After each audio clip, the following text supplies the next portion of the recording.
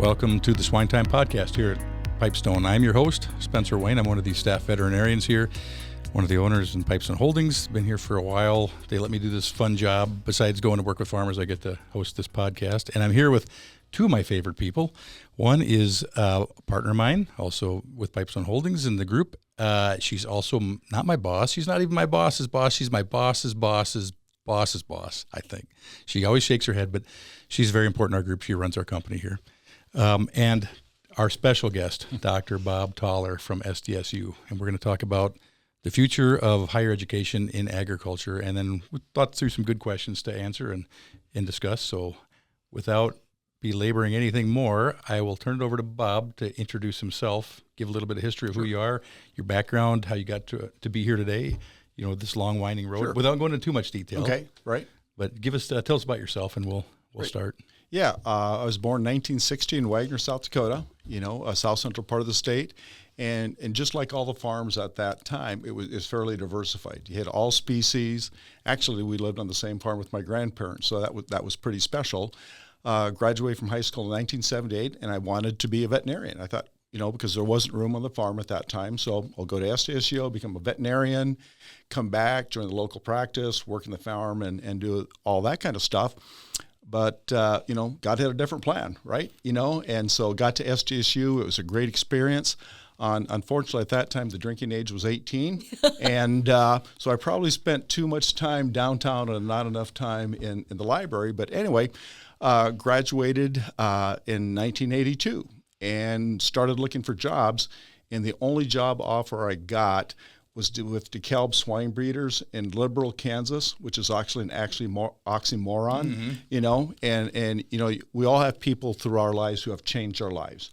And at that time, I still remember it was the April of 1982. I'm sitting in Animal Science 126 going, geez, what am I going to do, And Rick Walson was teaching swine prod. And it was like a month ago, and he goes, have you ever thought about grad school? And I had no idea what grad school was, but I knew it wasn't Liberal, Kansas. And so I thought, sure, I'll go ahead and do that. I'll get my master's degree, then I'll apply to vet school, and the dream will continue, right? And with Rick's guidance, I fell in love with doing what I was doing and finished up there. Jim Nelson at Kansas State gave a call and said, hey, do you want to get a PhD? And I thought, yeah, that sounds good. And then did that and finished in 1988. And luckily, Rick had retired. And that created a position back at SDSU for me. And my wife, Karen, is from Rapid. I'm from Wagner. So we came back in 1988 and was a 100% extension role. And it's morphed through the years. But 38 years later, here we are. All extension? No, actually. So I started off in extension. And then in 1996, they needed somebody to help teach applied animal nutrition, as well at that time, they started the Biostress Center of Excellence. And so even back then, in 1995-96, we knew that not only did we need to teach our students the technical skills, right, but they've got to have leadership skills, because that's one of the big deficits in our rural communities is we've got to have leaders. If those cities are going to progress, we've got to have students with great leadership skills, as well as people in industry, right? I mean, that's, I think, one of the challenges. How do you find the next Spencer? How do you find the next Hannah? And you want to build them organically within. And so anyway, we started doing that. So I picked up some classes. And at SDSU, it's kind of like, all hands on deck. If we need somebody to do this, we'll all step and work together. And so I always do about, 25% applied research, 35% teaching, the rest is extension. Okay. So research, teaching, and extension, all three you've been involved in. All three tenets of the land grant. Okay. Well, I would just say 38 years, wow, that's amazing. And then one thing that I love about Bob Spencer is Bob is like the ultimate shepherd of students, right? Like any student that's lucky to have Bob surrounding him, Bob does a great job making them feel like they're a part of the university, making them feel connected. Yeah. And he's definitely on my short list to go to when I have questions, and sometimes crazy ones. But he's always good about being able to direct me anywhere that I need to go when we're looking for students or help or, a robot we want to design for a pig barn. Right. And so, multifaceted for sure. Yeah, your temperament and personality fits that real well. And I mentioned it a little before we started recording. Bob Morrison, who passed away several years ago, was that kind of a character for us in veterinary school. But somebody who stops and and I think the common way you'd say is like they care enough about the student feels that, and then they will graft onto you for a lot of everything from emotional support to career advice to everything else. I think that would describe you pretty well. You weren't my guy that way, but I see that in you a lot. Well, thank you. I appreciate that. I'm 100% Bohemian, so we tend to be pretty happy people. But and it gives. I've been blessed to be able to work where I am and with what I do. And I love the producers that I work with. I love the students, and actually, people talk about producers as stakeholders. And for me, at this point in life, they're my family. We go, and you guys do the same thing, right? You go to weddings, you go to funerals. You are part of their family, and we get some awesome students at SDSU. So it's just fun to help them that next step, see them progress, and it's pretty great. So one of the things we kind of wanted to pick your brain on a little bit today is, in 38 years, you probably have seen a lot of different things in the university system.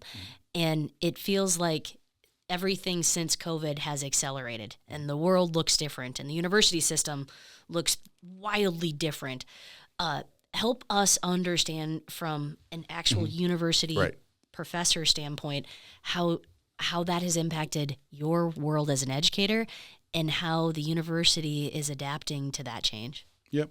I think, obviously it's changed in a lot of different ways. The type of students that we're getting in now appear to be a little bit different from how they view the world, but what we try to do is still stay true to our core values. I mean, it's just like the SDSU athletic teams. I mean, they've got the core values, we've got the same ones, and we want to create an environment when there's that young person, okay, I'm going to be graduating next year, I want to go into higher education. Where do I go to? And SDSU is a land-grant institution. And there's 48 land-grant institutions so-called in the United States, but most of them aren't anymore. I mean, honestly, if you look at that tripartite mission, teaching, research, and extension, that doesn't hold true. I mean, a lot of them are research institutions that call themselves land-grant. And again, research is great, but that's one of the best things about SDSU. We have always valued teaching. I mean, you look at Dan G's of the world. I mean, there's nobody more respected than him because, as you both said, yes, we need to do research, but we've got to develop that human capital. And the same thing with extension. I've got colleagues at other universities where they were hired on an extension appointment and they have never worked with one producer. I mean, they're in the research lab doing basic stuff. And so I think that's what's special about SDSU, and really it starts at the top, and we all know and we love Barry Dunn, right? And so our president is a person who ranched on a family ranch for 17 years in southwestern South Dakota, so he gets it. And when you talk about people who impact and people who will go up to students, what I love about Barry is he'll just go through the unit and start talking to kids. Or in a football game, instead of being in the great luxury box, right, Barry is in the student section. And so I think he's a great role model for all of us. But student expectations might be a little different than they were before. Hey, Bob, you said that twice now. Okay. Different students come in with a different outlook. How is that different? How did that change over the last couple decades? I think a part of it is we got kids who had way too many participation ribbons growing up. I pay my tuition. I'll come to class most of the time. I deserve a grade. They're right on that point. They're going to get a grade. Yeah. It's not going to be the one they want. Again, we still have some kids who work really hard and are great young students, but we're seeing some that don't have the work ethic like we used to. And I think that partly goes back to some of the farms that they're raised on, right? So let's say, again, when I was growing up, we had beef cattle, we had pigs, we had poultry, and plenty of stuff to do. So let's say you grow up on a grain farm, right? Are you going to have those chores that you do 365 days of the year? Probably not. The other thing I think is different that's happening, right, is athletics in high schools. We had that with my kids. Luckily, we didn't have a farm, but you look at people now, and there's so many other things that kids do in high school and that kind of stuff, and it's not tied back to the farm. So I think some of those things cause problems, but we still have that great top end that great top and middle end we love to work with. I mean, we love to work with all of them, and maybe some of those kids that want that participation ribbon, we can inspire them to do more, right? And because I think one of the things that we got to be friendly, right? But we can't be afraid to challenge them, just like our kids, right? You know, we can't always be a friend to our kids. Just ask Elise, Sarah, Noah, right? You know, we can't do that, but it's for their own good. So if we can push them and make them do something they didn't think they can do, then all of a sudden it's like, well, geez, maybe this next thing I can do. How has the learning environment changed too? Like, I know a lot of universities have gone to online. Yep. Right. Like, e-days. And that sucks. How does where a lot of the stuff that you're doing is animal agriculture and hands-on learning, like, do you do that, or how do you even adapt and teach in that environment? I don't. I mean, unfortunately, I teach a 1-credit online class on swine nutrition, and I hate it, because I'm old school enough that, when you're in front of the classroom and you're talking and you get that Ferris Bueller's day off look, and it's like, okay, this is not clicking, so you go back, right? And the other thing about us, we tend to be fairly personable, right? So we have a lot of kids that we watch growing. I mean, at the state fair, we talk to them and their parents and 4-H and that kind of stuff. But anyway, once you get to know a few kids, and you can start shooting the breeze with them, and it makes them feel comfortable. But again, getting them to ask questions, getting them to interact. But when they just sit there and not do anything, it's hard to change. But in that live classroom, you can read them, you can adapt. And I know there's people that can do a really good job with online teaching, and it's probably good, but nothing is going to be better than that personal interaction. One of how technology has messed up education, right, is PowerPoints. Again, back in 1978, everybody wrote on the board. Actually the whiteboard, chalkboard, everybody wrote on that, and students had paper and pencil, and they had to write, which really encourages retention, right? Yeah. You go through that, and you go through less material. And I remember the first time I switched from teaching with overheads, right, to PowerPoint, I covered 3 times as much material, right? And then we're expecting them to know that. And so we can do one of two things, right? We can make them write all that stuff down, and that's not going to work. So what we do, we give them incomplete PowerPoints. And so they're there typing a little bit, but we cover too much material, and they don't write down enough. So if I were to stay for 5 more years and teach, that's what I would do. Actually, Dr. Kyle Grubbs, our meat science, he teaches Intro to Meat Science, right? He did that. And he's got some incredible teaching awards because you go slow, you can reinforce those points, and as student write, that helps, okay? So that's the bad side about technology. But on the other side, Dr. Rosie Nold, who used to teach our Intro to Animal Science class, developed this incredible online book as well as a lab manual. And it goes through everything really well. It has all the video clips you can go through if you're talking about parturition. Here's what happens in this process. And so those things are really good as well. So it's a little bit of good, a little bit of bad. I would have been terrible with online learning. I'm really glad that that transition happened after I was done, because I would have been. I wouldn't have made it. There's no way. Yeah, I would have not retained it. I got enough ADHD, DD stuff going on. There's no way I would have sat. Right. Yep. Hey, you've talked about the kids that are a little different coming in now. Right. And you said there's some cream of the crop kids. Right. Yep. How do you guys recruit?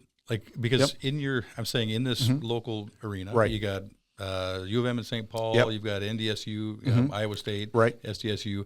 Those are the ones I see around us right here. Yep. How do you differentiate your program? Like, hey, you should come here for all these reasons, and you make a good case. But how do you recruit? How do you find the cream of the crop kids? Yep. President Shequin, who was the president before President Dunn, said he will never say anything bad about any other university, right? But he wants to build SDSU to the point where once that young man, young woman walk on the campus, it's like, man, this is a place I want to go to. And I can think of nobody that did that better than Barry. So in the last 10 years, SDSU has built over $150 million worth of projects on the College of Ag, Food, and Environmental Sciences, right? We go back to 2010. A $7.2 million swine facility. We've got the state-of-the-art swine facility. And by the way, a shout out and a big thank you to Minnesota Pork, who on Tuesday contributed $300,000 to that project. So we Really? got South Dakota corn at 1.2 million, South Dakota pork at 300,000, South Dakota soybeans at 100,000, and on Tuesday, so Minnesota pork said, "Yep, we want to be part of it." Great. And that's part of what the swine facility. Yep. and the- So and the right. comp- So we built that swine facility in 2010, and so one of the things we were short of, right? We were short 2 wean to finish rooms, and so we can place the first 4 groups, and then group 5 and 6 of our ISO weans we'd have to sell, right? And so we decided, okay, let's go ahead and get this built. And again, great support, and but I think a lot of that support comes back by, and that's what we told the Minnesota Pork Board. Okay, you invested in us 10 years ago. Pipestone invested in us 10 years ago, by the way. Thank you, too, when we built that swine unit, right? But the thing that frustrates me a lot of times is people give you money and you say thank you and you walk out the door, right? I will never do that, right? It has to be, okay, you invested our money, you trusted us, what's your rate of return? And so, I went through that. I mean, we've averaged more than $1 million in research grants every year, right? You look at the number of students that we have. We have some incredible students from Minnesota. We have an excellent swine club. And so just to give you how exciting it is, so the swine club, we have a lot of kids that grew up showing livestock, right? And that also goes back to the part, so how do we attract kids? And as there's fewer and fewer kids that grow up on a swine farm, right? They don't do chores like we used to, but they might have showed that pig, right? And that's what we're seeing. Somebody who showed a pig, loves that part of it, and then at SDSU, if we can get them converted, say, okay, you love showing a pig, how about you come out and work at the swine unit, right? See what it's really like, or do an internship with Pipestone or somebody else. So when we talk about a career in the swine industry, no, it's not power washing, right? What your job can be, you can be management, you can be on the business side, you can be on whatever. And that, you think of livestock judging or showing as kind of that gateway drug, to get them into production. So that's been really good as well. Hey, Hannah, what careers do we have here? We're thinking about this a little earlier, and it's not just, are you working in the barn or do you understand livestock? Right. There's so much that a company like ours and other companies would need. What is that? Yeah. Just kind of rattle through some of that. Like, what are I you think looking we for? tried to run this number a couple of years ago to try to figure out how many SDSU grads we had at Pipestone, and I think it's well over a couple hundred. But It's the majority of employees here. yeah, I mean, not only do they put out great students thanks to people like Bob, but proximity wise, it's in our hometown. And so we really focused on production team members from SDSU kind of early on. But then as we became more of an agribusiness company, we started to add accountants from SDSU, business people from SDSU, HR team members through the business school, operations management students, engineers, really any job anybody could think of. SDSU has a career path, and I would say we have opportunities at Pipestone for that, which is what we get excited about. And the other thing that's really cool about that, so we've got that done.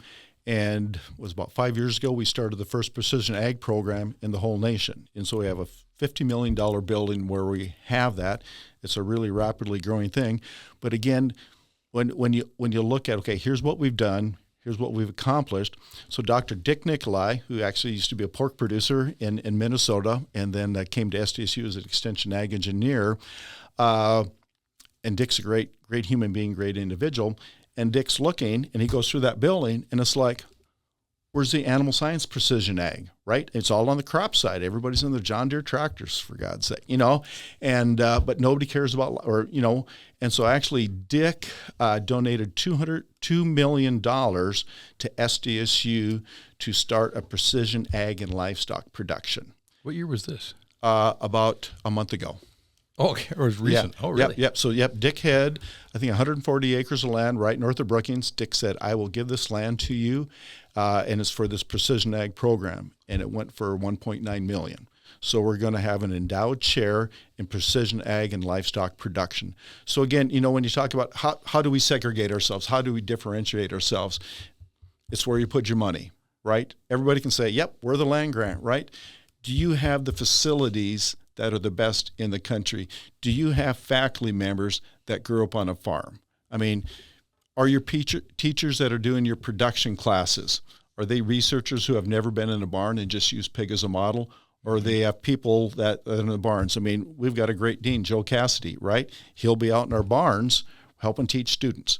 So, I mean, those kinds of things that really make a difference. And again, I always say, once we get them on campus, we've got them hooked. And so once we get there, what are some of the other recruiting tools, right?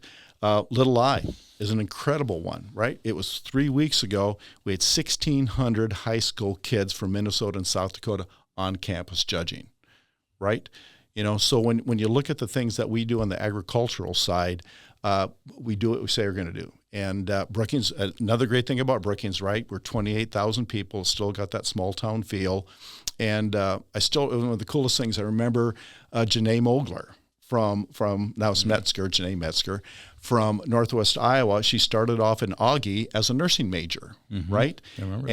And she hated it, you know, and then she came to SDSU and she stopped in one time, started visiting, and her face just lit up, you know, and she was in Hanson Hall, and she goes, the kids there are just like me, you know, and she proceeded to be a rock star in animal science through her program, now is back with her cousin helping managing Hog Haven. So again, when you get people like that, I mean, they're just excited, and, you know, success breeds success. So I think, and again, everybody has different gifts, everybody has a different career path, right?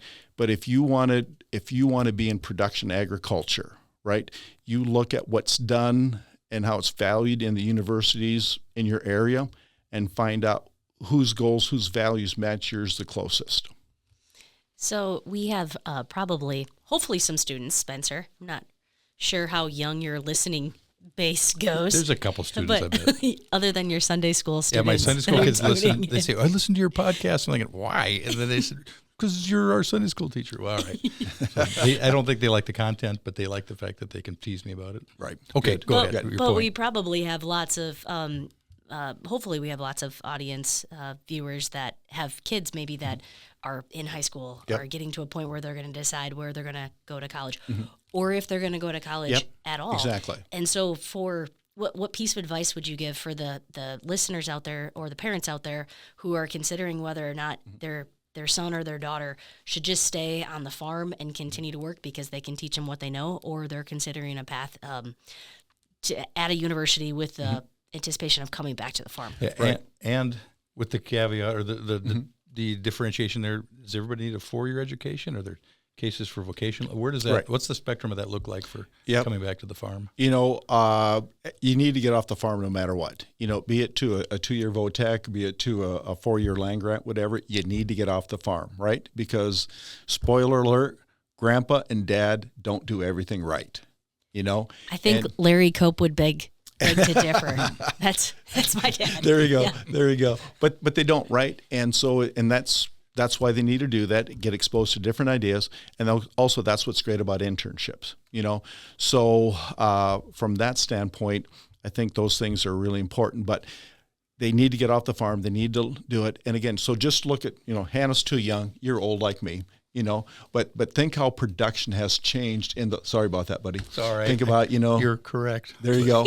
In the last 30, you know, I always say one of the best reasons why I got my job is there wasn't cell phones when I was in college, right? And so we didn't get recorded doing stupid things down at Ray's or stuff like that, you know. But now your clients, what do they use a cell phone for, right? You can monitor your barn, you can do everything, same thing on the agronomy side. So when I still remember when I was in high school, it's like, I'm not going to ever need to type, right? I'm not taking a typing class. I'm going to take a science class. And now what do we do our whole lives? We're typing on computers. Same thing with foreign languages. You know, we need to do those kinds of things. So kids need to get out. So the question is 2-year degree or 4-year degree, right?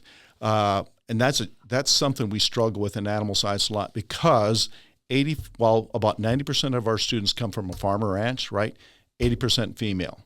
And we love the field. I don't say we want less females, but where are those males? Where are they? I think they're in a couple places. You know, first of all, I think a lot of them are going to VOTECs. You're right. I look at the farm families from where I'm from. Yeah. So many of the young guys will leave and they go to 2-year diesel school or something, or it'll be an ag program of some kind for 2 years at Watertown or wherever. It'll be a program like that because they just look at it as a quicker, more efficient route to what they want to do. Right. But I think also not everybody needs to go to college. Not everybody needs to go to university. And we all know kids that when we were in college with, they were there because mom and dad said you had to, right? Mm-hmm. And they didn't put the effort in. They didn't want to be there. Maybe a 2-year degree, something else would have been better for them. But I think, again, if you're going to go back, the question those parents and those kids have to ask themselves, if you're running a $5 million, a $10 million business, who do you want taking that over in 25 years? Is it somebody that didn't go to university, that doesn't have the business skills, that doesn't understand the critical thinking, the technology stuff, or do you want it somebody that's gone through a rigorous 4-year program? This brings me to my next question, and I've asked Barry Dunn about this lots of times, and so hopefully he can get it changed. But we talked about how just higher education is changing and how the student is changing. Right. How's their curriculum going to change? Because I took calculus when I was in college, and I don't think I've used calculus since I graduated college. But I didn't take personal finance, but I use that every single day of my life. What are we doing to tailor the curriculum to be the things that people actually need versus it checked a box maybe a couple decades ago? And that's one of the unfortunate things the South Dakota Board of Regents did. Probably get me fired for saying that. But, we used to be, was it 100? You needed 128 credits to graduate.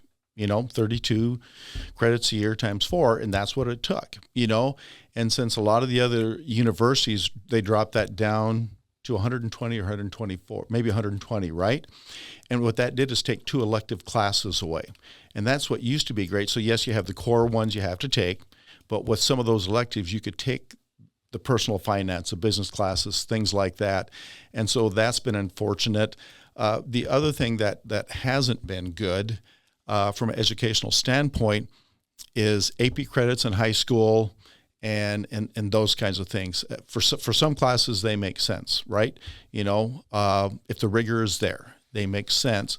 But a couple things happen. We have a lot of kids come in now when they're 18 years old, they can be classified as sophomores because they've got enough of those credits. And I would challenge anybody to tell me all 40 credits are at the same rigor that we have, right? But the other thing that you got to understand is that when you graduate from college at 22, you've gone through more life experiences than somebody that's going to graduate at 20, right? And I always would tell parents, your son or daughter's biggest learning experience happens outside the classroom, right? You're at home, you're in a relatively safe environment. When you go to college, you're going to fall flat on your face. And that's where you develop the character to pick yourself up and do it again. But the other thing about college is you're going to meet a core group of friends that are going to be your best friends forever, as well as that's that network of people you're going to go to when you go off into the workforce, right? We all think agriculture is really big. Nope, agriculture isn't. 1.7% of the U.S. population involved. But so I teach Intro to Animal Science, 130 great students in there, and they look at everybody next to them and it's like, man, I'm never going to see that jerk again, right? You know what? In about 15 years, either that jerk is your boss, or you're going to be hiring him, or he might not be so much of a jerk, and he'll be a business partner. And so get to know him, have that cohort of people that you can go with. And again, I'd say that's another benefit of a university deal. You've got like-minded people, aggressive, want to do well, and you're within that, right? Again, success breeds success. You put yourself with the right kind of people, and that's going to be good. But again, I think we need to have changes. There's certain limitations that we can have. We could go through and decrease the number of mandatory classes. But while you never learned or you never used, maybe you did. I'm sure you're a rock star academically, Hannah. While you never did use calculus, it taught you how to work hard and study and get through that, because calculus isn't easy, right? So it helped you get there. But the other thing that we have to help them understand is the proper way to use technology, right? I mean, everybody's thinking AI is either really good or really scary or both, right? Well, think about, 10 years ago whenever Google came out. Oh my goodness, this is all terrible. But again, so there's going to be some really good ways to do it. The really wrong way to do it is like the young lady who took my online swine nutrition class, right? So I was, Gordon, reading one of the answers to a short answer question, and it said, according to ChatGPT, this is the answer. And it's like, no, you can't do that, right? So I brought her in and said, hey, this is cheating. You can't do it. But the bad thing is we do not have a university policy on AI use in classroom. We've been working on it. We don't have one. And her response to me, I couldn't argue with it. It's like, look, it is part of SDSU's Microsoft package. We use PowerPoint, we use Word, we use Excel. This is just another tool I use. I can see you show up. Bob's got a chalkboard and just gives every student a chalkboard. There you go. That would be great. Hopefully the handwriting's better than mine. Yeah. I hear professors actually having written exams in blue books. Now, basically, everybody's got to show up and actually write out their exam. Exactly. To get around some of this stuff. And they need to. They really need to. Again, but the other thing is crazy. Nobody writes cursive anymore. So when we learned cursive, right? Now what do? Keyboarding. And it's amazing some of the stuff you see on paper that you can't read. Yeah. Hey, do we have time to cover topics around research, or are we going to run it? What do you think? We're rubbing on some minutes here, but it was on the list of topics. Okay. We're just talking briefly, right. Maybe. Yep. Universities, you mentioned research as one of the directors of Land Grant University. Yep. That's really changed. If you go back 40 years ago, it was the ivory tower, literally. Exactly. You knew everything. All information came from the university. It's very different today.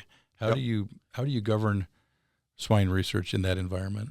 It's really interesting because, again, you talk back in the 60s, right? The federal government, state governments gave everybody enough money they could look into whatever field they wanted to. So, you look at, Don Mahan at Ohio State. He spent his whole career working on selenium and calcium phosphorus, knew more about than anybody else, right? They were able to do might have had a wild hair and say, I think this would be a really cool area. And they could go into that because they had the dollar to support it. At the university now, a lot of the monies that we get, less money, goes in keeping the units, the resources open, right? So when we try to fund grad students, when we try to fund research, we have to do contract research, right? Either we get grants from the federal government or we get grants from industry, or we get grants from commodity groups, right? And that changes the type of research you do, okay? So oftentimes, and when you write those grants, right, you hope you're targeting the area that you need to target, right? But sometimes you're going to have to do a study on something just to get the money so you can fund the grad student that's going to do this stuff. And so again, one of the good things about SDSU that I appreciate, when we look to do research, the best way to get research ideas is be in a barn and to listen, right? We don't know all the answers. I've been married for 39 and a half years, and Karen tells me all the time I don't know all the answers. And she's probably right. I'm a man. I can change if I have to, I guess. Mm-hmm. But you made a really good point, Spencer, about a lot of the larger systems have their own research barns. And I think that's a really good idea. It's a challenge from the standpoint that both of us are competing for the same pool of money, right? So sometimes that's a challenge for us. But if we can do more collaboration, it's a really good thing, because oftentimes at university we do small pen research, right? And the results that you get from small pen are different from a large pen. Dr. Bart Borg, who got his PhD with us a year after me, first started his career in farmland industries. He was swine nutritionist there, and he would read the university data, and he'd plug in the lysine levels that were university said small pen worked. Get out in the commercial barns. It did not work. So I see the university and industry having a great collaborative relationship, starting off with what ideas do we need to look at. Dr. Eric Weaver's doing a great job on sow mortality, right? And it goes back to the whole iron thing, right? We quit researching minerals years ago, right? We're looking at sow mortality, livability. All of a sudden, lo and behold, all these sows are anemic. What the heck, But again, Eric listened well to what industry was telling him. I think he's done some stuff with you guys. So the more that we can work together, I think, Spencer, it's going to be great. Instead of something bad, we're not competing. If we're working together, because ultimately all three of us, our goal is to make the producer's life better, right? Make it a better environment for the animals, make it a better environment for the people. Hannah, what do you got on your mind? Anything else we need to pry into Bob about? Well, Spencer, I don't know if you knew this, but Bob, after 38 years, is actually going to be retiring here this next year. Yeah, so we're going to miss him dearly. So we hope you have a really good next Bob that you can connect us to, because as I mentioned before, you've been a tremendous resource for me personally and for Pipestone, and we're gonna miss you. But any wise tips that you want to share with us, or any really key learnings that you've had over your 38 years that you want to depart with? Yeah, a couple things, right? Mark Twain said once, the two most important dates in your life are the date you're born and the date you figure out why, and that's a really important one. And I think the other thing, especially in this part of the world, we need to understand how blessed we are to be where we are. Karen and I were talking the other morning. It's like our very worst day is the very best day for 99% of the world's population. And so, God put us here for a reason, right? And it's not for us to get richer and all that kind of stuff. It's to help, spread the word, help people. And I think, understand that we have to give back. We need to give back. We should give back. So I think that's really key.